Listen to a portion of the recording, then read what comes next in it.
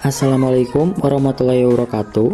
Perkenalkan, nama saya Eli Permana Pamungkas dari kelas A dengan nomor NPM 201000015. Di sini saya akan sedikit menjelaskan tentang bagaimana syarat pendirian PT.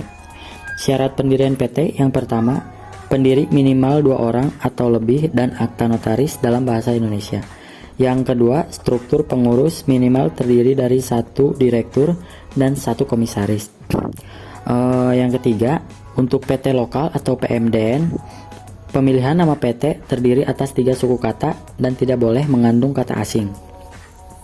Yang keempat, susunan pemegang saham wajib mengambil bagian saham. Yang kelima, PT memperoleh status badan hukum setelah mendaftar ke Kemenkumham dan mendapatkan bukti pendaftaran. Yang keenam, suami istri yang mendirikan PT secara bersama-sama namun belum memiliki perjanjian nikah harus memasukkan 1 orang sebagai pihak pemegang saham. Yang ketujuh, PT wajib memiliki modal dasar yang besarnya sebagaimana kesepakatan pendiri perseroan. Sedangkan untuk PT PMA, modal dasarnya minimal sebesar 10 miliar rupiah. Yang terakhir, yang kedelapan, setoran modal minimal 25% dari modal dasar perusahaan.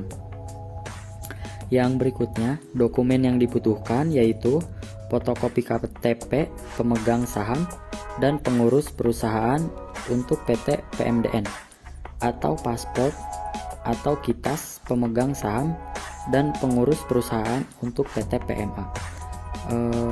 Yang berikutnya, fotokopi NPWP pribadi pengurus perusahaan, kuasa bermaterai apabila dikuasakan, pernyataan domisili bermaterai, surat pernyataan setor modal bermaterai, pernyataan KBLI bermaterai. Yang berikutnya, prosedur pendirian PT. Berikut ini Anda harus menjalankan serangkaian prosedur dalam proses pendirian PT. Yang pertama, pengecekan nama. Langkah awal yang harus Anda lakukan dalam mendirikan PT adalah pengecekan nama PT. Apakah perusahaan lain sudah menggunakan nama PT tersebut atau belum? Hal ini karena nama PT tidak bisa sama atau mirip dengan perusahaan yang lain terdaftar. Selain itu, harus minimal 3 suku kata. Yang kedua, pembuatan draft akta pendirian PT.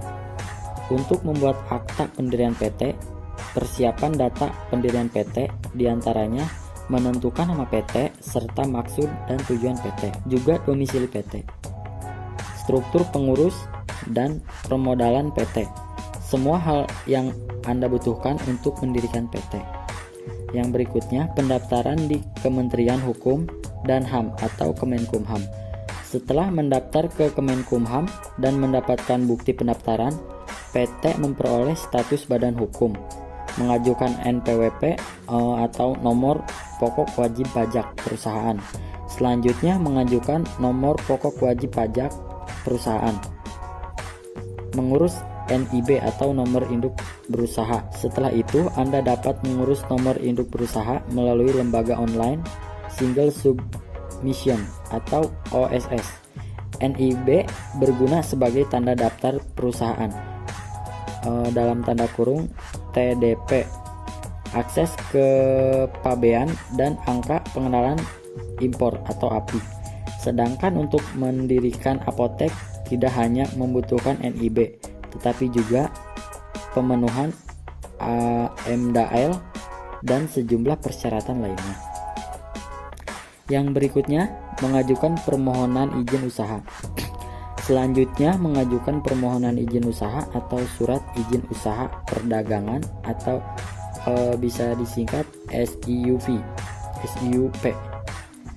yang dikeluarkan oleh pihak terkait.